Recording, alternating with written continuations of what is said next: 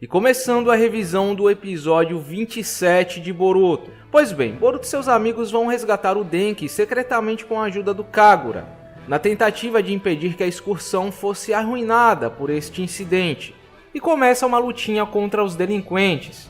A luta contra eles não foi lá essas coisas, apesar deles serem genins, eles eram bem fracos. Até o Mitsuki questiona o fato deles serem genins. Porém, o Kagura demonstra mais uma vez um certo receio em lutar a sério ao enfrentar o Hachiya, um de seus colegas de classe na academia, até mesmo chegando ao ponto de usar uma espada de madeira. Aqui o Hachiya revela alguns detalhes sobre o passado do Kagura, dando a entender que o Kagura sofre uma mudança em sua personalidade quando tira a espada da bainha, e que matou ou no mínimo feriu gravemente seus colegas de academia. Sem falar que ele também revela que o Kagura é neto do Yagura. Só lembrando que apesar do Yagura ter a aparência de uma criança, ele mesmo afirma que era um adulto durante o encontro entre bijus e jinjurikis, onde o Naruto ganha o chakra da maioria das bijus. Enfim, outro ponto interessante é que no meio da confusão, Boruto é pego por um dos delinquentes e usa futon para se soltar, o que dá força para uma suposição que eu fiz durante o episódio 25.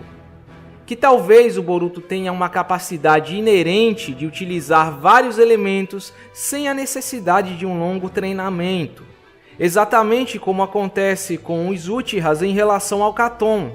Eles conseguem utilizá-lo instintivamente. O Sasuke mal tinha entrado na academia e já conseguia usar Katon, mesmo que em um nível bem básico. No próprio mangá, o Boruto já demonstra que está fora dos padrões quando se trata de manipulação da natureza do chakra. Além de ele já manipular 3 naturezas sendo tão jovem, o Rasengan Invisível é uma forma única de transformação da natureza que só ele consegue fazer. Imagino que isso não está apenas relacionado ao talento e genialidade natural dele. Talvez ele tenha algum tipo de habilidade oculta que ainda não conhecemos. Bom, após a confusão, eles voltam ao hotel onde o Kagura se esclarece sobre algumas coisas. Basicamente, ele perde a razão quando segura uma espada, e na ocasião citada pelo Hachiya, nem se deu conta do que estava acontecendo até todos estarem caídos no chão, por isso ele tem medo de usar espadas. O que confirma uma suposição que eu fiz na revisão passada: o Kagura possui um trauma em relação a alguma tragédia causada por ele no passado. Suponho que o Kagura é um típico personagem que sofre de dupla personalidade, onde as duas personalidades são completamente conflitantes e opostas entre si. Ou até mesmo o genjutsu usado para controlar o Yagura seria como uma maldição, gravado em seu DNA e sendo passado para seus descendentes, o que também é uma possibilidade. Pois bem, enquanto isso, Shino, Anko e Mei discutem sobre o Tratado de Paz entre as Nações, onde descobrimos que aquele problema no Mar Médio citado durante o episódio 25 não foi algo aleatório feito para introduzir o Daimyo. É um problema sério que envolve um conflito iminente entre 4 países: o País do Fogo, Ondas, Água e Mar. Interessante citarem esse País do Mar, pois ele foi foco de alguns fillers do Classic. Só lembrando que não é de hoje que certos elementos criados em filler acabam sendo incorporados à trama principal. O Reiga, Pseudo Jinjurik, Castelo Rosuki, País do Rio e País da Neve são outros exemplos. Em resumo, os daimyos do País da Água, parece que agora o País da Água é controlado por mais de um líder, né? Não querem assinar o Tratado de Paz, acreditando que essa instabilidade é uma oportunidade para conseguir poder e expansão de seus territórios. E Kirigakure, obviamente, não concorda com os interesses do país, ao mesmo tempo que estão de mãos atadas, pois se os países do mar e das ondas continuarem expandindo seus territórios, o País da Água ficará em uma posição arriscada. E como bem sabemos, Kirigakure é a força militar do País da Água. Se algum conflito sério tiver que acontecer, eles terão que lutar. Este trecho em particular abre uma brecha para o que pode ser um grande tema no futuro. As vilas estão ficando mais pacíficas, com menos ninjas e missões, ao mesmo tempo que a tecnologia está avançando. Eventualmente, os países encontrarão formas de se proteger sem a necessidade das vilas, principalmente se houver situações como essa entre o País da Água e Kirigakure, onde a vila e o país estão em desacordo. Eu posso ver claramente os daimyos eventualmente enxergando as vilas e o sistema shinobi como obstáculos aos seus interesses, o que futuramente pode acabar em uma guerra entre os ninjas e os países. Talvez não seja uma coincidência que o primeiro volume de conteúdo inédito de Boruto no mangá foi focado em criar uma amizade entre Boruto e o filho do daimyo do País do Fogo, o Tento. Uma amizade que pode muito bem acabar em desavença no futuro. Enfim, voltando ao hotel, Boruto e seus amigos começam a socializar com Kagura, tentando animá-lo, que por sua vez se abre com eles e conta alguns detalhes sobre o seu passado. Em resumo, o Kagura conta que sofreu por ter o mesmo sangue do Yagura, tendo uma vida bem semelhante à de um Jinchuriki, mas quando finalmente encontrou alguém que o via como um humano, aconteceu aquela tragédia. E o modo como ele fala é quase como se o fato dele ter o sangue do Yagura fosse o responsável por seu descontrole. Inclusive termina dizendo que desde aquele dia luta contra a voz dentro dele, o que reforça a possibilidade do genjutsu usado no Yagura ter alguma influência. Pois até onde sabemos, a Mei cita que o Yagura era um homem gentil até que mudou repentinamente. As ações tiranas e violentas dele não eram dele, eram do Madara e logo após o Obito controlando suas ações. Se o genjutsu for diferenciado, talvez até mesmo um Ryujutsu da Kaguya, é completamente plausível que ele seja gravado no DNA da vítima, sendo impossível de ser liberado. O que explicaria o motivo do Yagura não ter sido libertado do genjutsu pelo Sambi. E por essa lógica, o genjutsu seria passado aos seus descendentes, talvez enfraquecendo com o passar das gerações. As vozes que o Kagura ouve seriam as últimas ordens do Obito dadas ao Yagura antes dele ser morto. Outro ponto interessante aqui é o garoto que é atacado nas lembranças do Kagura. Ele tem o cabelo e a silhueta semelhantes ao Shizuma, apesar da aparência ser bem diferente.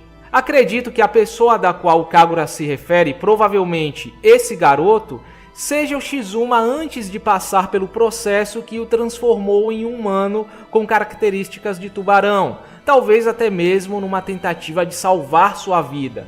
Claro que isso pode ser uma particularidade do clã Hoshigaki, mas eu tenho minhas dúvidas se essas aparências animalescas são algo natural.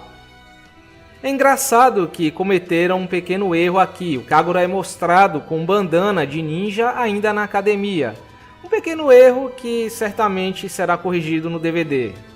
Enfim, chegando ao final do episódio, após assumir os pecados de seu avô como se fossem os seus e levar um sermão inspirador do Boruto, o Kagura aceita fazer o teste para assumir a Hiramekarei. Enquanto isso, os delinquentes se reportam ao Shizuma. Aqui podemos ver um detalhe interessante. 4 figuras assistindo, provavelmente os membros mais fortes da gangue do Shizuma. Ao saber que o Kagura foi ver o Mizukage, o Shizuma decide agir, dessa vez mostrando suas guelras, como vemos nas sketches. E o episódio termina com uma cena que dá a entender que o Hachiya foi morto pelo Shizuma, mas eu duvido. É uma cena para enganar novato, criando um certo impacto ou suspense para o próximo episódio. Esse moleque deve ter levado uns cortes e saiu chorando. Posso estar errado, mas se for para o Shizuma se redimir no final, eu duvido que ele mate alguém. Agora, terminando o vídeo, não tenho muito o que acrescentar sobre o episódio em si, mas devo dizer que foi um episódio decisivo para o rumo que este arco vai seguir daqui para frente. Entendo que algumas pessoas não gostam do ritmo lento que estamos tendo nesses últimos 3 episódios. Não posso negar que a trama em si não progrediu muito desde o episódio 25. Tudo que vimos até agora foi uma grande introdução, focada em maior parte nas relações humanas, em mostrar um pedaço da vida dos personagens em momentos casuais e situar os novos fãs na obra, por mais que tudo isso tenha um peso enorme a longo prazo. Além disso, neste momento, o anime de Boruto não é apenas um Battle Shonen, é um anime de vida escolar, onde essa pegada é bem comum. E por conta disso ele dá um foco muito grande em mostrar o cotidiano dos personagens. Mas como dizem, paciência é uma virtude. Finalmente tivemos o drama do Kagura, provavelmente um dos personagens principais desse arco, sendo completamente exposto, e a definição de um conflito real que certamente vai influenciar de alguma forma no andamento desse arco, a instabilidade no Mar Médio, que sinceramente mudou a visão que eu tinha sobre esse arco como um todo. Talvez a excursão e o confronto com Shizuma não passe de uma pequena parte de um arco que será muito maior do que eu imaginava. Tudo isso significa que já é hora da trama prosseguir para o próximo passo, a aparição dos verdadeiros antagonistas. Na prévia do próximo episódio já vemos o Suigetsu e eu não duvido que ele esteja secretamente por trás dessa gangue. Só lembrando que o objetivo dele sempre foi reconstruir os espadachins da névoa. E por ele ser alguém um tanto old school, inclusive era conhecido como Segundo Demônio Zabuza, certamente não está gostando do estado atual da vila. Eu já até consigo entender qual é a intenção dele aqui. Ele vai tentar tirar proveito dessa instabilidade no Mar Médio, criando conflitos entre os países para jogar os seus escolhidos no meio de batalhas reais, ao mesmo tempo que cumpre os objetivos dos daimyos do País da Água e ressuscita a antiga reputação de Kirigakure. Inclusive, eu não duvido que, se esse for o caso, o objetivo do Suigetsu seja tomar o lugar do Chojuro como Mizukage, talvez tentando impressionar os daimyos do País da Água, usando essa brecha para mostrar que ele seria um Mizukage bem mais submisso aos daimyos e os seus interesses. Mas enfim, realmente dá para perceber pelo ritmo do meio para o final do episódio que o estúdio está dando uma segurada na progressão da trama. O modo como certas cenas foram montadas, dando vários closes demorados, e entre outras coisas, como o momento em que eles estão jogando Uno, que apesar de ser importante para se criar um vínculo com o Kagura, foi um trecho que consumiu muito tempo. Estão ali apenas para consumir tempo do episódio. É uma prática bem comum em animes que querem poupar conteúdo, como One Piece. Certamente a intenção aqui é dobrar o número de episódios, fazer com que o arco renda mais episódios do que ele normalmente renderia com seu enredo. E levando em conta a abertura, onde vemos o time do Boruto enfrentando personagens com trajes semelhantes ao do Shizuma, um deles sendo claramente de Kiri, o Boruto enfrentando o Kagura em um tipo de luta amistosa, provavelmente um treinamento, além disso já usando o Raiton num nível relativamente avançado, e terminando com uma cena do time já com bandanas e os trajes que vemos durante o filme, eu diria que Kirigakure permanecerá em destaque até os próximos 20 episódios ou mais, o que não significa que a excursão em si vai durar tudo isso. O meu palpite é que a excursão acabará até o episódio 32. Suigetsu foge com seus recrutas e Boruto volta para a vila. Em questão de 3 episódios acontece o exame de graduação, eles se tornam genins e a primeira missão deles envolverá o Mar Médio, onde eles acabam reencontrando o Kagura e o Suigetsu começará a pôr seu plano em prática.